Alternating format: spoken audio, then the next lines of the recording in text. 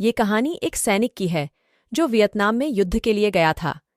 युद्ध समाप्त होने के बाद जब उसके घर लौटने की बारी आई तो उसने अपने माता पिता को सैन फ्रांसिस्को से फ़ोन किया।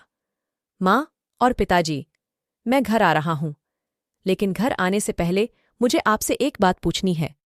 मेरा एक दोस्त है जिसे मैं अपने साथ घर लाना चाहता हूँ। क्या मैं उसे ला सकता हूँ? बिल्कुल बेटा, ये भी कोई पूछने की बात है। हमें तुम्हारे दोस्त से मिलकर बहुत खुशी होगी, माता पिता ने जवाब दिया। लेकिन पहले एक बात आप लोग जान लें, सैनिक बोलता गया। युद्ध में वह बहुत बुरी तरह घायल हो गया है।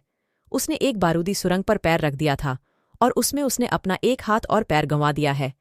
उसके पास कोई जगह नहीं है जहां वो जा सके, इसलिए मैं उसे अपने साथ रहने के लिए लाना चाहता हूं। उसकी यह बात सुनकर उसकी माँ बोली, बेटा, तुम्हारे दोस्त के बारे में जानकर हमें बहुत दुख हुआ। हो सकता है हम उसके रहने के लिए कोई जगह तलाश कर सकें। नहीं माँ, मैं चाहता हूं कि वो हमारे साथ रहे। लेकिन बेटा, अब पिता ने कहा, तुम समझ नहीं रहे हो कि तुम क्या चाह रहे हो। इस तरह का अपाहिज व्यक्ति हमारे लिए कितना बड्ढा बोझ होगा। हमारी अपनी जिंदगी है जीने के लिए, और हम नहीं चाहते कि इस तरह की कोई भी परिस्थिति हमारी जिंदगी में दखल दे।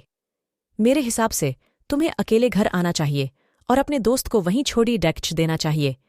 वह अपनी जिंदगी जीने के लिए कोई न कोई रास्ता निकाल ही लेगा। सुनकर उस सैनिक ने फोन रख दिया।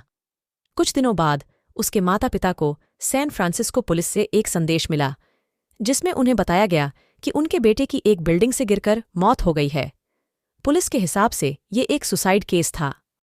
दुखी माता पिता ने तुरंत ही सैन फ्रांसिस्को के लिए फ्लाइट बुक कराई और वहां पहुंच गए। वहां उन्हें शहर के मुर्दाघर ले जाया गया ताकि वे अपने बेटे की पहचान कर सकें। उन्होंने उसकी पहचान कर ली, किंतु ये देखकर उनकी कंपकंपी छूट गई कि उनके बेटे का बस एक हाथ और एक पैर था।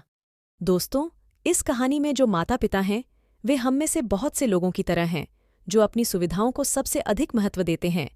वे उन लोगों से प्यार करना या रहना या समय बिताना चाहते हैं जो दिखने में अच्छे हैं, स्वस्थ हैं, या फिर जिनके साथ रहकर उन्हें मज़ा आता है। वे ऐसे लोगों को पसंद नहीं करते जो देखने में स्वस्थ, सुंदर या स्मार्ट नहीं हैं, या जिनके साथ वे मज़ा नहीं कर पाते, या जो किसी भी रूप में उनके लिए असुविधाजनक हैं। वे ऐसे लोगों से दूरी बनाकर रखते हैं। लेकिन कभी कभी उनके इसी व्यवहार के कारण उनके सामने ऐसी परिस्थितियां उत्पन्न हो जाती हैं जब उन्हें पछताना पड़ता है। आइए लोगों को वे जैसे हैं वैसे ही अपनाएं और ज़रूरत पड़ने पर उनकी मदद करें।